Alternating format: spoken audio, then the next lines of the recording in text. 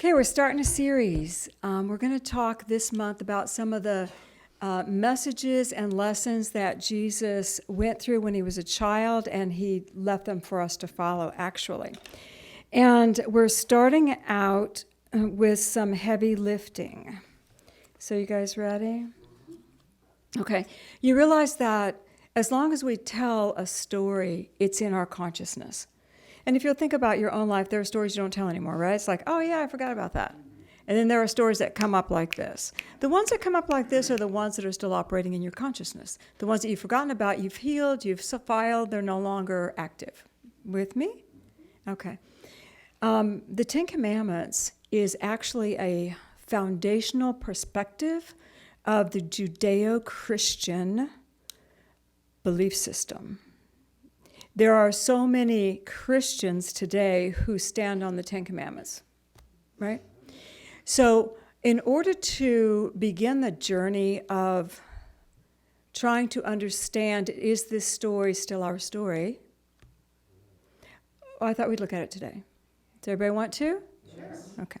All right. Here we go. Okay, I'm going to start from the beginning. Most of you have seen the Ten Commandments in the movies. And if you were a seasoned person, I forgot who was the gentleman that played it. Charlton Heston, okay. I'm looking at the senior person here. And so he is Moses. In the beginning, the 12 tribes worshiped the unknown God, and there was no system to it. It was ad hoc. Whenever they felt like it, they'd go sacrifice. There was no system. There was no priest. There was no laws. They went into Egypt and went into captivity, continued to worship this unknown God of Abraham. No system, no laws.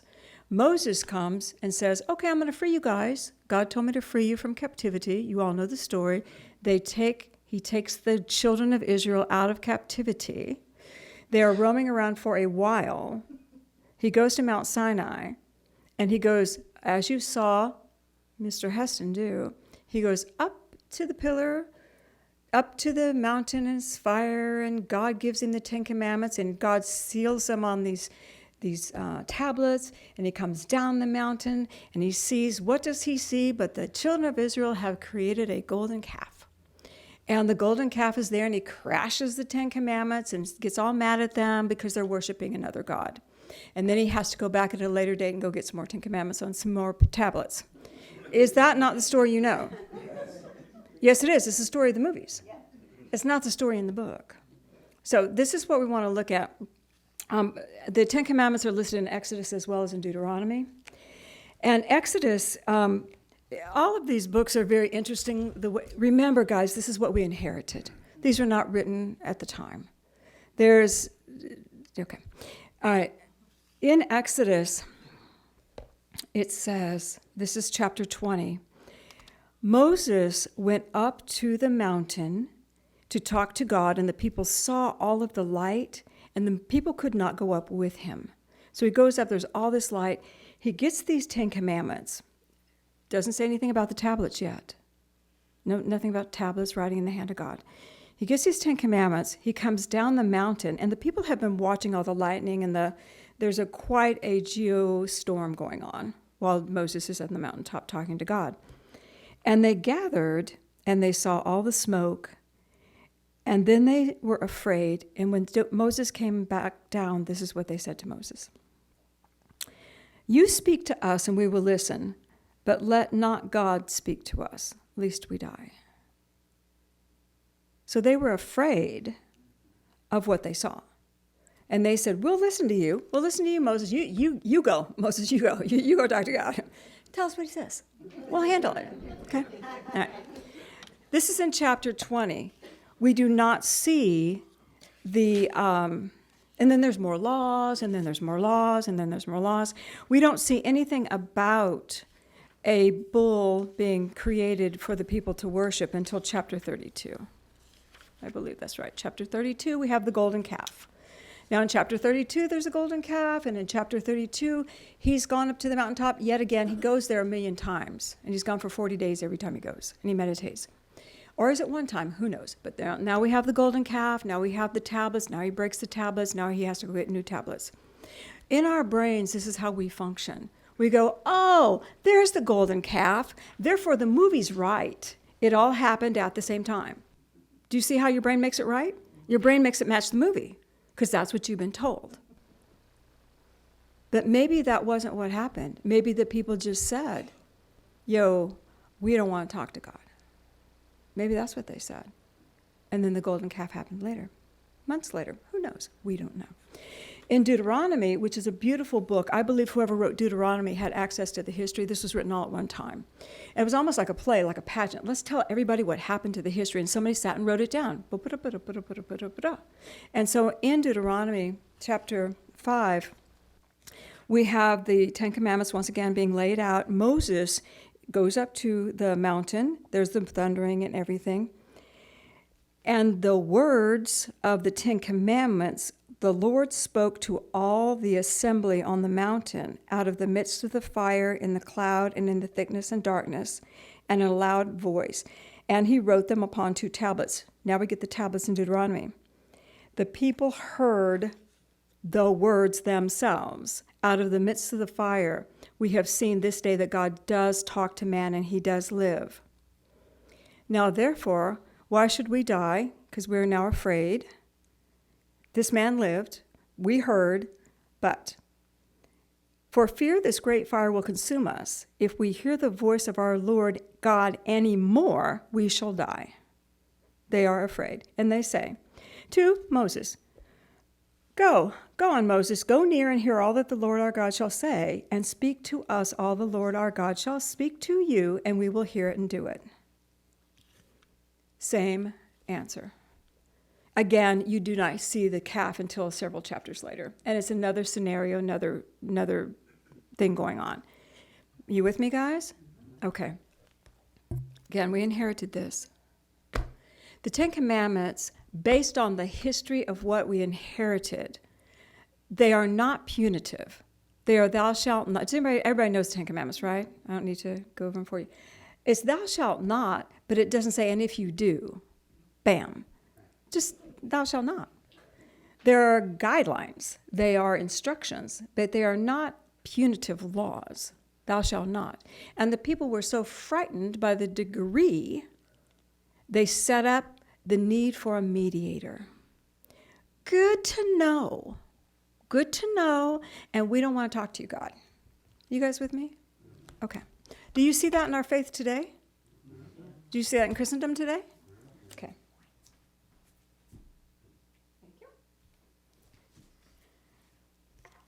All right.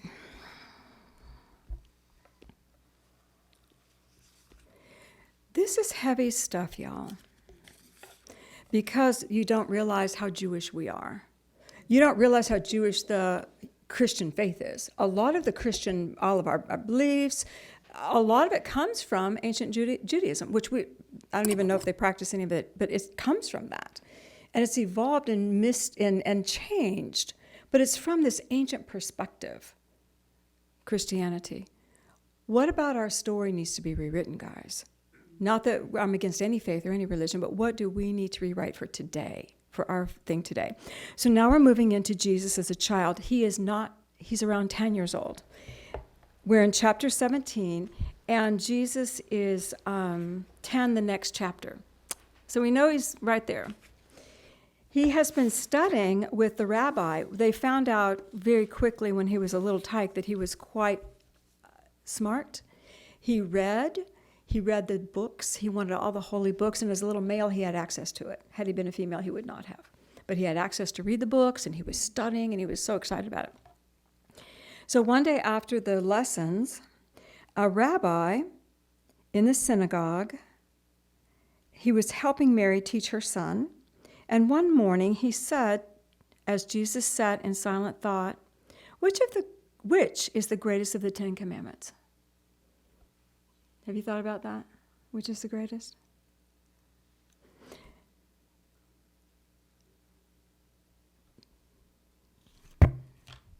There's only one God, no graven image, don't take my name in vain, Sabbath, honor your father and mother, don't kill, don't steal, don't bear false witness, don't covet, don't commit adultery. Got them all? Now, of all of those, which is the greatest? Okay, this is what Jesus says. I do not see a greatest of the 10 Commandments. I see a golden cord that runs through all of them, that binds them fast and makes them one. This cord is love, and it belongs to every word of all the 10 Commandments. If one is full of love, he can do nothing else than worship God, for God is love. If one is full of love, he cannot kill, he cannot falsely testify, he cannot covet, he can do nothing but honor God and man. If one is full of love, he does not need commandments of any kind. Can you breathe that in? This is a child seeing that. If you are full of love, you will not do these things. And he had the vision to see that in those commandments, the intention behind them was a loving intention.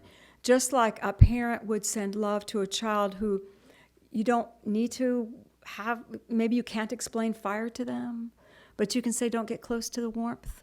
You can tell them things that can lead them to where you need them to be to stay safe.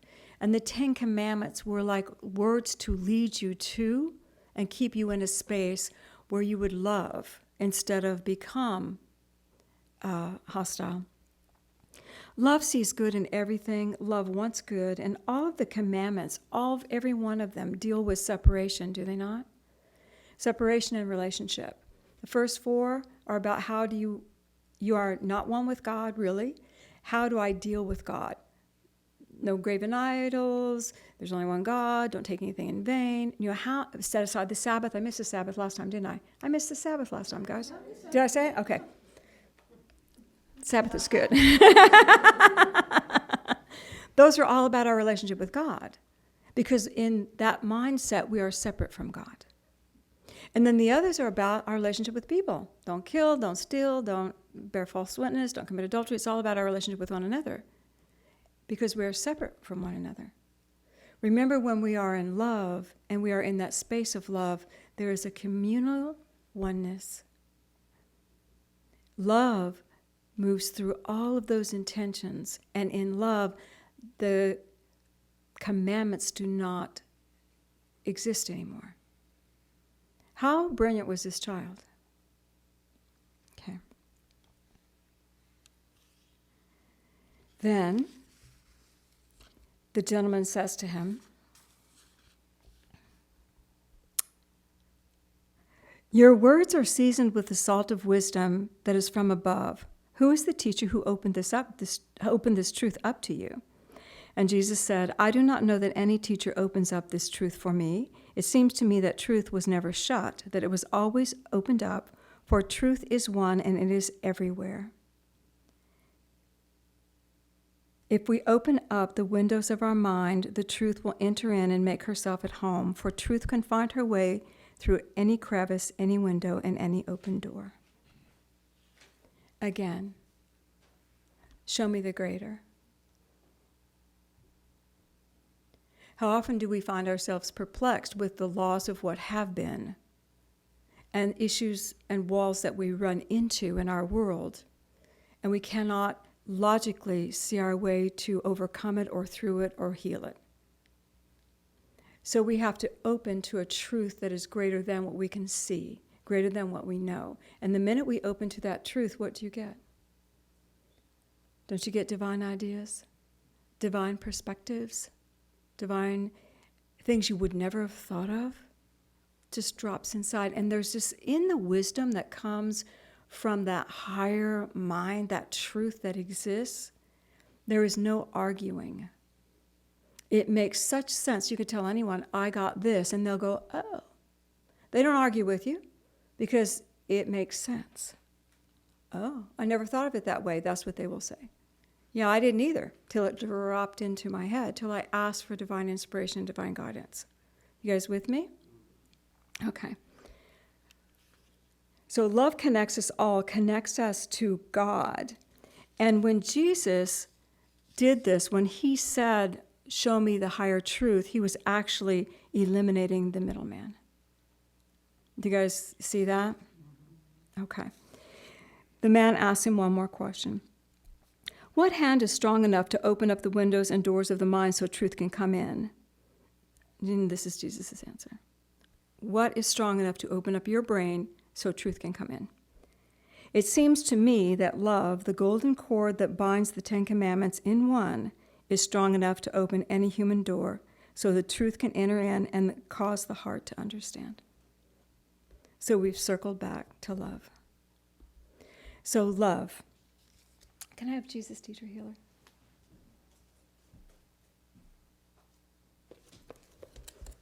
We're in the middle. We're still stirring. We want to say something to you about true religion. True religion is not tied to any creed or dogma. It is not merely some form of belief. Religion is the growing consciousness of God in man's own being. When man becomes awakened to the light of God, when the Christ within him, the Son of God within him, starts to grow, this growing God consciousness is his strength and stay, his comfort, his guide. This is true religion, and it is what all humanity is searching for. Okay. In our seminary program, when you're studying the Aquarian Gospel, you learn the qualities of the Christ. And these are broken down. There are 10 of them. And we hit them as Jesus is going through his experiences. And the qualities of the Christ are the qualities each one of us rises to, consciously or accidentally, if we're on the path of seeking to be the light being that we know we are. If we're on the path of trying to manifest being a child of God, trying to manifest knowing that we're spirit, we're eternal, we're here to do something. This is a marvelous place. We're glad we're here. You know, love is the golden cord that brought us here. It's going to carry us through. It's going to take us home. Do you hear what I'm saying? When we're on that path, you're going to hit these precepts. But in this one chapter, there are 3, and I wanted to outline those for you. When Jesus saw the higher vision, he activated the quality of the Christ, which is always to see the higher vision. When things don't make sense to you, they are in your field for a reason. If it's on your path, it resonates with you somehow. So you ask, why, how, show me what this means, show me what I need to do, the higher vision. That is a quality of Christing, holding that. Got it? The other quality is being taught by God. In the Old Testament, in the New Testament, it says God will teach you. Does anybody taught you that? It literally says in the Old Testament and in the New Testament, God himself will teach you when you are ready. How many of us ask for that deep of a connection? Teach me, God. Show me what I need to see. Teach me. But we have to have a receptive heart. We have to have a willingness. And when we want to be taught, we have to have a willingness to build upon it. When I'm in the kitchen trying to cook something, which does not happen now much at all, and I ask my angels to come in and help me because I cannot cook, I do not say, God, teach me how to cook, because I don't want to build on it. I just want to make something. So angels, come on, get me through this. Let's have a good day. This will be fun. But no. But if I'm looking at a book or reading, this is Cindy, y'all. We all have our own thing. Show me what I'm missing. Teach me. Have you ever picked up a book and you read it and you go, oh my God, I cannot understand a word they're saying? You shut the book and you pray. Okay, Father, Mother God, teach me. Show me what this is trying to tell me. Why am I even drawn to this book? What do I need to see? You can divine dip in it, point down, read something, and Spirit is talking to you now. And you're getting it. I divine dip in dictionaries. You can divine dip in anything. So, and you'll get that message, and you'll go, and it'll be like manna from heaven. You with me? When we ask for that, we are asking to have something that we will build upon. God, teach me something, not to make it through the day, but teach me something that will enhance the quality of who I am. And I will build upon that. Okay? The other thing is accessing higher truth. Don't you know most of us are so afraid we won't get it? God, teach me, but I don't know if I'll get it or not. You know, most of us are so afraid that that we're not going to hear this vision. We can see the higher vision. We're asking God to teach us, but to access it actually means bring it in and apply it. You realize that's what accessing means. Bring in the higher vision, now do something with it. And some of us are afraid of the doing part. Have you ever been asked to do something that was interesting? Yes, but you do it, don't you? No, you do it. Because that is knowing that somehow you're being used as a channel of God's love. Sometimes you're being, you know what I'm talking about. I'll give you one example since it's Mother's Day. My mom, who's on the other side, has been for many, 7, 8 years. I would always give her a card and $100. You guys, back the day when I started doing that, that was good money. Now I know it's just not much, but I would set it aside and I'd give it to her. And a few years ago, 2 or 3 years ago, my mom came to me and she said, "Okay, I need you to get that $100 out and get it in a Mother's Day card." And I said, okay. And I wrote it, "Happy Mother's Day." Somebody signed it. And I said, "Okay, who do I give it to?" And she goes, "I'll tell you." I said, "Okay, great." So Mother's Day came and went. It's probably June, July. We were at an ice cream parlor, and there was a young lady there with the little belly. And my mom came to me. It was in my purse. I'd carried it with me that entire time. My mom came to me that fast and said, "That's her. Give it to her." I went, "Okay, we're at a stranger and an ice cream outside waiting to buy ice cream." So I said, "Hi, excuse me, you got a baby in there?" And she said, "Yeah." I said, "Can I talk to you for a second?" And I'm sure her and her husband probably thought, "Okay, we need to back off a minute." She sat down and I gave her the card. I said, "My mom is on the other side and she wanted me to give this to you. I've been carrying it for months, so this is for you." She started to cry. And she said, "I went through Mother's Day and I was so happy to be pregnant on Mother's Day. And my mom told me, 'You are not a mother yet,' and smushed her." And I said, "Well, yes, you are." And I know they probably didn't need the 100. Do you know what I'm saying? But she needed the card. She needed the thing. And I said, "Buy something for the baby." It was going to be a little boy. And then I didn't see him again until 8, 9 months later. I'm at a stop sign. Car pulls up, honk, honk. I rolled down my window and she goes, "You're the one that gave me that money." I went, "Oh, yeah, how's the baby?" "Great." And then we had to go. But it was so cute because I guess she remembered my car or something. But do you see how accessing a higher truth and being required or asked to, requested to do something out of the norm, out of our schematic in the world, this is what we'll be asked to do. You will be asked to do it. It may not be giving somebody money, but it'll be something. It's completely out of the norm, and you know why you're going to be asked to do it?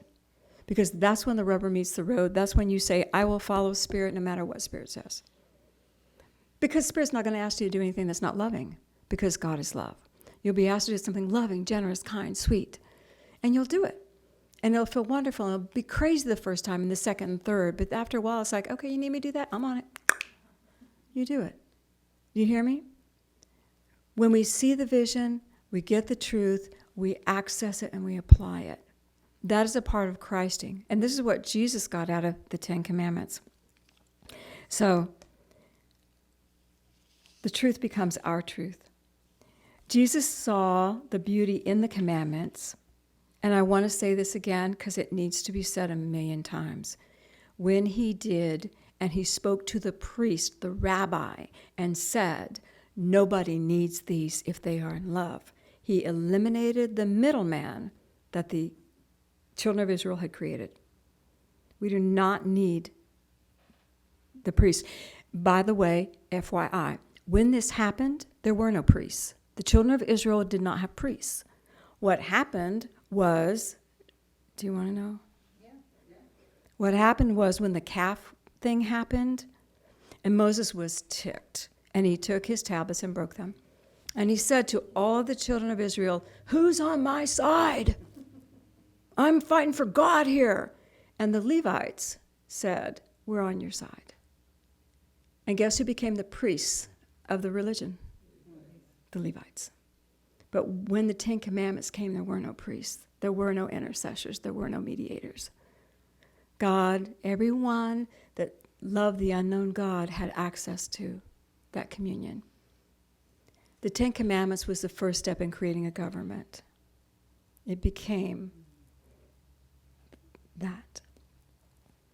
So for us today, are you afraid to hear God? Do you want a mediator? Okay. So when we really look at what love is all it is that moves through the commandments. Can we actually now start looking at the energy of them? I found this, we used to give out our metaphysical interpretation of the Ten Commandments, and I love them, but I found this in my little files. Don't know where they came from, who wrote them, have no idea. I find stuff all the time and say, that's fabulous, who wrote that? I have no idea who wrote that. God. So here we go. I'll give you one. So here it is. The energy of the Ten Commandments. There is only one divine creator of all. Divine Spirit creates matter. Do you know which one that is? How about this one? Nothing in matter can hold God's entire energy. Come on, guys. Graven images. Nothing can hold God's entire energy in matter. Use God's energy to create what you want, not what you don't want. You guys don't know? Take the Lord's name in vain. To take the Lord's name in vain means to use creative energy for something that you really don't want. Include God in your world consciously by working for the universal good 1 day a week. 1 day a week, the best day. Sabbath. Okay. The energy of God shall provide divine guidance and divine action for your life. Who said it? Father and mother. The male and female, the divine guidance female, the divine action male. God is source of all things. Ask. Steal. God is life. All life is God. Kill. God is truth. False witness. God fulfills my desires and my dreams. Yes, do not covet. God fulfills my desires and my dreams. And I just have to stay on my path with God. This is a tricksy one. Adultery. Because adultery is when I've made a commitment to something and I go, oh, wait, let me go over here for a minute. And then I come back. No. So I'm getting off my path, my commitment. So I'm going to read them again, and I want you to hear the energy. Ready? There is only one divine creator of all there is. Divine Spirit creates all matter. Nothing in matter can hold God's entire energy. Use God energy to create what you want. Include God in your world consciously by working for the universal good 1 day a week. The energy of God will provide divine guidance and divine action for your life. God is source of all things. Ask. God is life, and all life is God. God is truth. God love fulfills my dreams and desires. I just have to stay on my path with God. Can you feel the energy? Would you in your wildest dreams say that was the Ten Commandments? That is the energy of the Ten Commandments. When we move in the energy of love, it lifts us into the greater vision where we can actually see the energy moving. We're staying in love, staying in peace, staying in love. We end here. And if we live here, how powerful will our reality become? Because we are building our unique reality based on our own actions and dreams. How beautiful and powerful will our reality become? And we do not need a mediator. God is ours. We are His. Father, Mother, God, any name you use. We are one with God. There is no separation. So, take a breath for a moment, and I want you to feel, before we go into anchor this in, I want you to just feel. In your consciousness, have you written a story? Did you rewrite a story? If you did, I want you to take a breath, and we're going to send this new story out to the universe. We're going to send it to raise consciousness. Take a breath, and just send the story out. New story to raise consciousness, new story. New possibilities, new 10 statements of truth. Send it out. How's it feel? All right, let's anchor it within. Okay, I want you to put your feet on the floor and take a breath.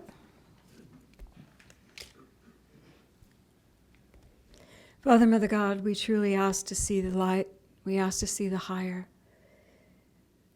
And I ask that a beautiful, beautiful energy fill this room and a beautiful column of light come over each one here. Let them feel your love, God. And as you are in your column of light, you come here often, but I want you to notice the vibration around you, the color. This is me. This is how I am expressing in my world.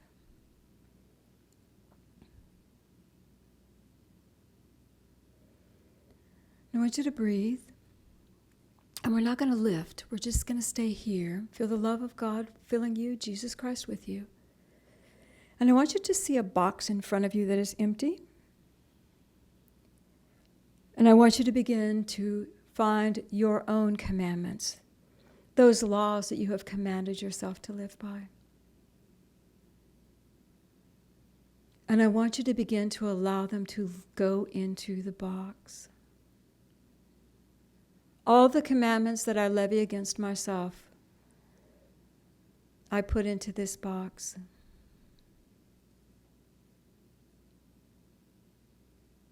And you can just let it fill up. Feel yourself getting lighter. And now I want you to see an angel, a bright light, however it comes to you, come. And I want you to give that box to the angel. I seek a higher vision for these laws. I seek to understand why I chose this and how it serves me. I am open to hearing truth. And I am open to rewriting every one of these commands. Feel the love of the angels surrounding the box, and let's lift the box up, and it's going into your higher consciousness, and it's going in for divine light to pour through it. Let the box go, let it go, lift it up. I will know when I need to know. But for now, I am free. Feel your heart open. Feel your willingness to grow. And feel your love for Father, Mother, God. Father, Mother, God, we are yours. Feel Jesus Christ by your side as he just gently begins to bring your awareness back to the chair, to where you're sitting, to your light. There's only good. Breathe it in. There's only good. And there's only love. And we thank you, God. And when you're ready, you can gently open your eyes.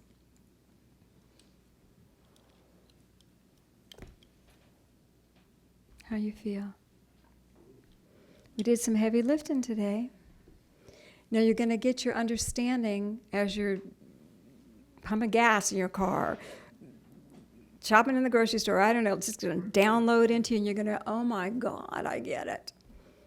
And you'll be able to weave that love through all the laws you've been living under. Just weave it through, to see it differently, to live it higher.